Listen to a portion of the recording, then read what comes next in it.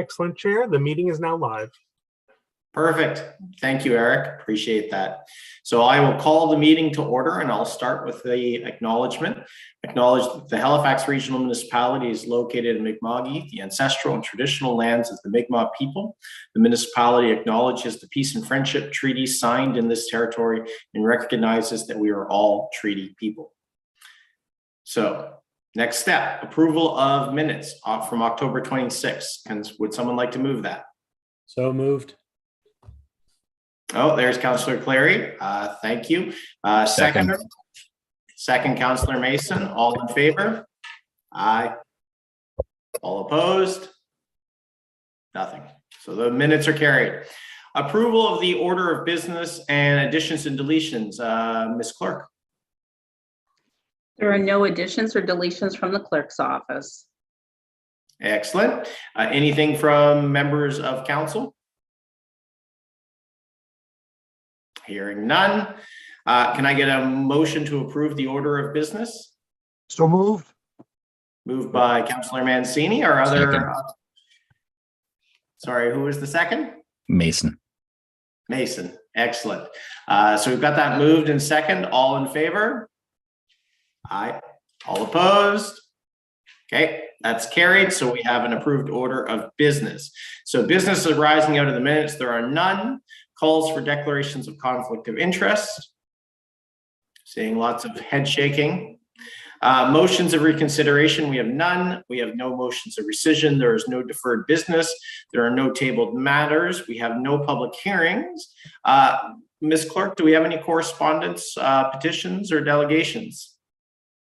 There was correspondence received for item 13.1.1, which was forwarded to all members of Community Council.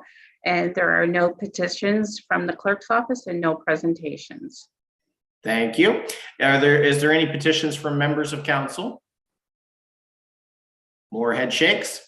Okay, we have no information items to bring forward. So that brings us to the one item on the agenda, case 1311 2454. Sorry, I'm reading the agenda item here. Item 1311, case 24540, Robie Street Transportation Reserve minimum setbacks and regional center land use bylaw housekeeping amendments. I'm going to, just before we go to staff for a brief presentation, I'm just going to remind, I understand there's been some interest in this item from members of the public. Tonight would be first reading, scheduling a public hearing. We're not having a public hearing tonight, but of course you're welcome in the public participations section to share your thoughts with us. So we'll go now to a staff presentation. Thank you, Chair. I'll just share my screen.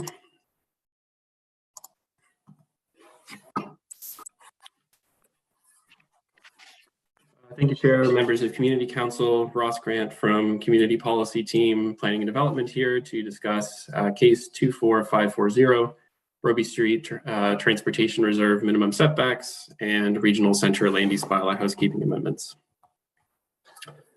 On October 26, 2021, Regional Council approved the Center Plan Package B, which included a transportation reserve applied to certain properties on Robie Street to support future transit infrastructure proposed through both the Integrated Mobility Plan and the Rapid Transit Plan. Schedule 6 of the Land Use Bylaw has minimum setbacks from the Transportation Reserve. They're currently 0.5 meters, and they act as the current front and flanking setback for properties abutting the Transportation Reserve on Robie Street.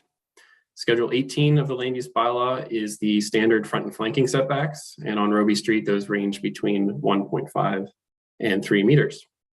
The Schedule 18 setbacks would cause difficulty for development on lots abutting Robie Street, especially after the acquisition of lands within the Transportation Reserve.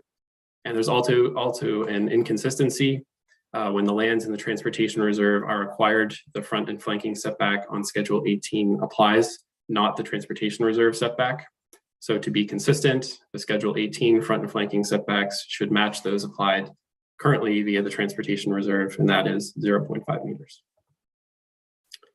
One additional housekeeping item is included in the staff report. That is to correct a drafting error in the heritage design requirements section of the land use bylaw. And that's just an incorrect reference for a section of the land use bylaw. The amendments correct this reference for the intended section, and there are no proposed changes to the heritage design requirements through the amendment. So the proposed amendments to the land use bylaw are to amend Schedule 18 front and flanking setbacks by amending the minimum front and flanking setback for lands abutting the Robie Street Transportation Reserve to set it to 0.5 meters to align with the current Transportation Reserve setback. An amendment to clarify that after the municipality acquires lands in the Transportation Reserve, the setback on Schedule 18 will no longer, or will apply to those lands, sorry. And to correct the heritage design requirements drafting error to reference the intended section. The recommendation is shown here on the screen and also provided in the staff report. Thank you, Chair. Thank you, Ross, for that presentation. So now we'll go to members of council. Council, what is your wish? Would you like me to put the motion on the floor? Sure. We'll go to Councillor Smith. All right. I move that Regional Center Community Council give first reading to propose amendments to the Regional Center Land Use Bylaw to establish a front and flanking setback of 0.5 meter on Schedule 18 for properties abutting the Robie Street Transportation Reserve as set out in Attachment A of the staff report dated October 12, 2022, and schedule a public hearing. Second. Second by Councillor Mason. Councillor Smith. Really quickly, we'll get into more detail at the public hearing, but just for clarification, maybe Ross or Chair, probably Ross. So understanding that what we're looking at today is related to the setback for the Robie Street Transportation Reserve and some minor adjustments. At the public hearing, we wouldn't be looking for comment on the transportation reserve itself. This is really focused on just the aspects of the setbacks, right? I think. Through the chair, that's correct, Councillor. We're just changing the setback associated with the transportation reserve, not the reserve itself. Right. Okay. No other questions. I'll wait to the hearing. Thank you. Okay. Anything else from members of council? All right. If someone would like to call the question. Question has been called. So is it actually, I have a question for the clerk. Is it enough for me to just call it, or do we have to go through a roll call vote? No, you can just call the question. Okay. So all those in favor? Aye. Aye. All those opposed? Okay, so that carried unanimously. So that takes care of that item. Motions, there are none in camera.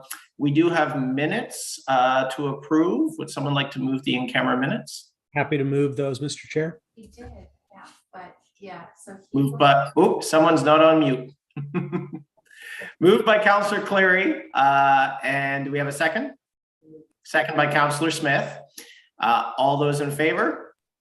Aye. Aye. So the minutes from in camera are done. Where are we now? So added items, we don't have any of those. We have no notices of motion. So now we come to public participation. I'm going to ask the clerk. We do have 3 people who want to speak to us tonight. So if the clerk can indicate who I should be calling. So the first speaker this evening will be Peter Zimmerman, and the second speaker will be Howard Epstein, and the third speaker will be Mike Cowie, and I will time each person and let them know when they have about a minute left. We have 5 minutes per speaker. Okay, that sounds good. So Peter, you would be first up. If Peter, if you can unmute yourself, and the floor is yours for 5 minutes. Okay, thank you very much. I'm not speaking to the housekeeping motion on the setbacks.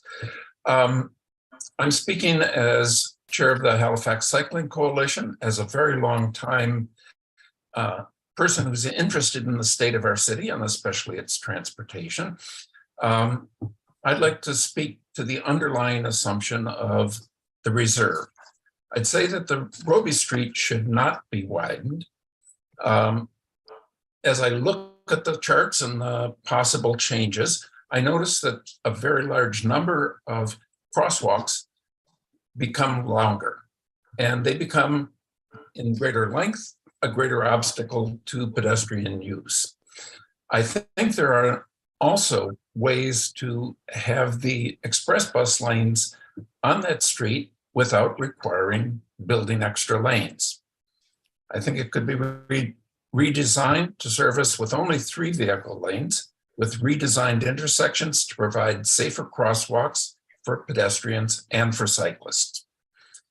This could be done using a single switchable Roby rush hour bus and bike lane, controlled by overhead signals, such as currently used on the McDonald Bridge and on Chebucto Road between Mumford and the Rotary. These would be used to indicate curbside priority bus lanes and 2 single lanes for all the other motor vehicles during the morning and evening rush hours, and they could be used at other times as well, as if needed. In the morning, there would be 2 southbound lanes on the west side of Roby, with the curbside bus and bike only lane and the center lane for all other southbound motor vehicles, and 1 lane on the east side for all northbound motor vehicles, including buses.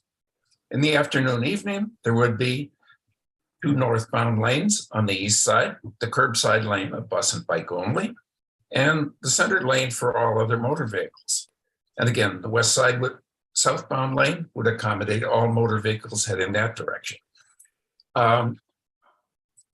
One of the things that I want to, well, that's the essential things. I would like to say I don't like the idea of widening roads in general. I think the city would be better off with more narrower roads. Simply put, the wide roads promote overspeed driving. Even at the present widths and posted 50-kilometer speed limit, I see lots of cars going well over 60 kilometers an hour. And of course, very few tickets issued. The city has enacted some years ago, I think about 2017, an integrated mobility plan. And they have a nice diagram that shows a sort of funnel shaped thing that says up on the top, first priority are pedestrians. Second priority, cyclists. Third, travelers using transit, followed by passengers in motor vehicles. And lastly, single occupant driver steered vehicles. I believe those priorities are not optional for those doing the design, construction, and maintenance of our mobility commons. That's for all this, serving all of the people in Halifax. I think the designers should consider in full detail the impacts of current and future human mobility opportunities and the challenges they should consider this in the design, construction, operational circumstances, and future transit demand management policies, as well as changing technologies and the changing climate, looking at least a couple decades into the future. So the first priority of all these designers is to first make it better and safer for the pedestrian users of our mobility commons. Those walking or running on sidewalks, moving in the streets, through the traffic intersections, designers must consider the actual needs of the so-called AAA users, the all ages and abilities. Real people who may You be have slow. about 30 seconds. Okay.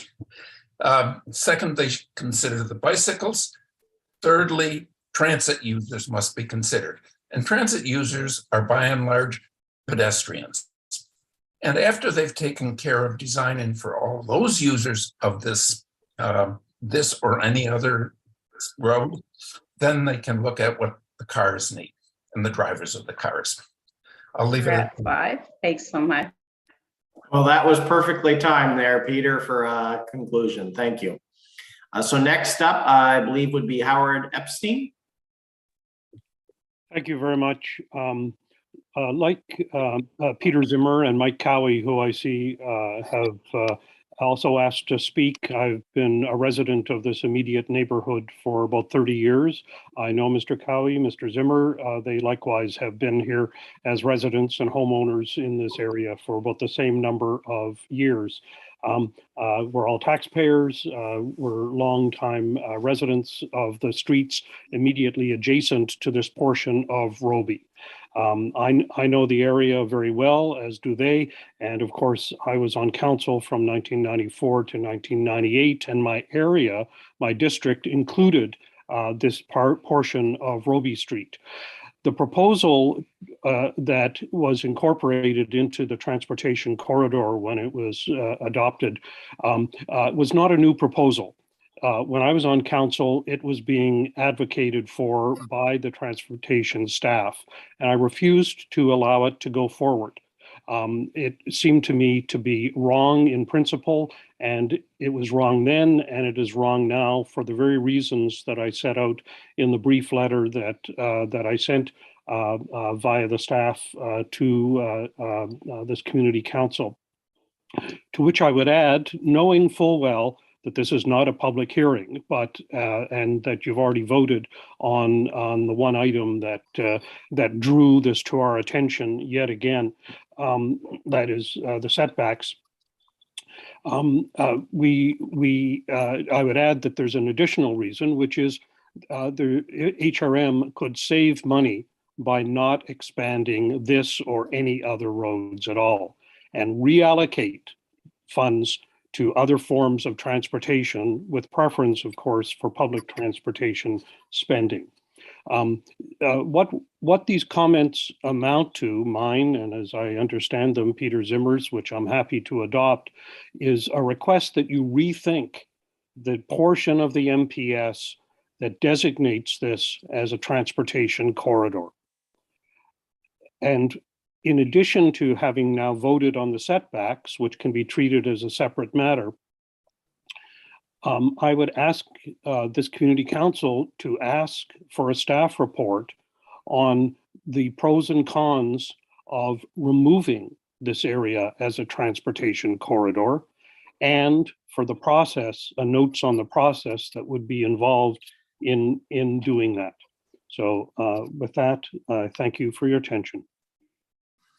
Thank you, Mr. Epstein, for that.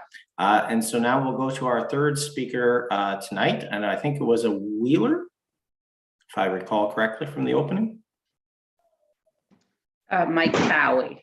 Oh, Mike Cowie, sorry. My apologies. Okay. We can hear you. Yeah, you can hear me. Okay, first of all, why Zoom? I hate Zoom. It's a terrible way to communicate. Anyway, I've lived at 6015 Charles Street for over 35 years. Can you hear me okay? Everything good? Okay. We can hear you. Thank you. And I have not been... Can't hear your trumpet though, man. I'll get that in a minute. Okay. I have not been made aware of any neighborhood consultations concerning this plan. In fact, I presented to the community council at City Hall November in 2019 and was promised a staff report from Steve Adams and Lindell re the Roby Street corridor and why a house halfway up the block on Charles Street was included on the Roby corridor. I'm still waiting for that report, even after numerous follow-ups with my counselor, Lindell. Come on, via email and phone. Anyway, in my neighborhood, there are women's shelters, youth shelters, First Nations housing, apartments offering affordable housing, co-ops. All will be negatively affected by the widening of Roby. You will be wrecking my neighborhood. You all don't live here, so it doesn't affect you, but it affects me. Widening Roby for bus lanes destroys homes, trees, and the aesthetic of our neighborhood. It gives developers opportunities to build housing that is not affordable. When they replace the affordable housing, you are tearing down. Tearing down buildings where people can afford to rent so that new unaffordable buildings can go up seems to be going against what I've been hearing city councilors saying about our city's housing crisis in the media. My neighborhood has many businesses, small and large, that draw people here. People who experience the long established aesthetic of beautiful tree-lined streets with family homes, affordable housing, housing co-ops, 3 First Nation residences, women's shelters and youth shelters, happy citizens leading happy lives in our great city. Where will these people go when you tear down their homes? The people who live and work and frequent the many small and large businesses in this neighborhood, where will they go? In a climate crisis, is there any city in the world widening roads? I think not. We need to reallocate existing road space, not build more. So why are you widening Roby? How are we even talking about this? Have there been modeling studies done using bidirectional signals like on the McDonald Bridge and Shabukta Road mentioned earlier at this meeting? Will there be an opportunity to compare and discuss options like this and others at the upcoming meeting? Or are you all going straight ahead with this horrible plan? Also, by widening Roby, you will be creating more traffic, some more accidents, more pollution, more noise. I will get the word out to my neighbors about the upcoming meeting. We will be there. That's it for me. Thank you for your comments, Ms. Clerk. I think that takes us to the end of public participation, does it not? Sorry about that. Yes, it does. There were 3 registered speakers. Okay. Thank you, everyone, for coming and participating tonight. Our next meeting would be, and I assume this is when we will be having this public hearing, December 14th. Would that be correct? I will just confirm tomorrow with planning staff that it will provide enough time. I would assume it will for advertisement, but we will let you know for sure tomorrow. Okay. Thank you for that. Appreciate it. So I would take a motion to adjourn. So moved. Moved by Councillor Clary. We are adjourned. Good night, everyone.